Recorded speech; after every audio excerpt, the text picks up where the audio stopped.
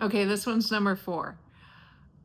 It's the play and movement connection for healing. So we use play and movement as a way to calm our regulating system and to disconnect it from whatever the chaos is that's going on around us, if that's appropriate. Because a lot of times people have anxiety and they get activated. It's not a real threat, it's a perceived threat that's not necessarily real, but it's very hard to disconnect from that.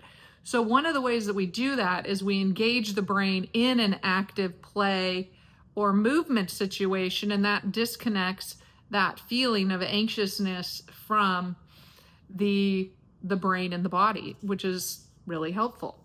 So we can do this by dancing, we can do this by drawing, we can do this by exploring, playing rough and tumble games with kids.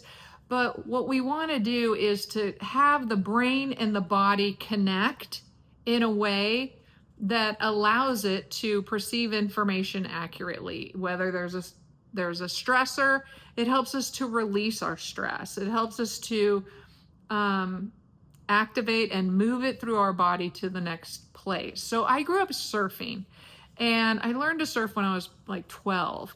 And I grew up in a family that had, some trauma. So one of the things though that's so distinctive for me about going surfing is that I could completely disconnect from my trauma when I was in the water. I would paddle out. It was a physical activity. I was always focusing on waves and when the next wave was going to come.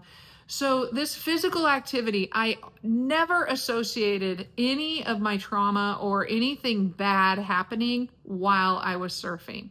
Now, then I would come in and I would always feel like, oh, my body, I'd release some stress, some energy, got rid of some of that, toxic hormones that happen when we have a stressful event, and kind of was able to clean slate it again. So this is what I mean. Kids can do this with basketball, baseball, pick a sport, or any activity that we love. And that happens. We're able to, disconnect or connect the mind and the body in reality with that active activity and healing. So with that, I love that one. Play is so important to building resiliency and problem solving and healing.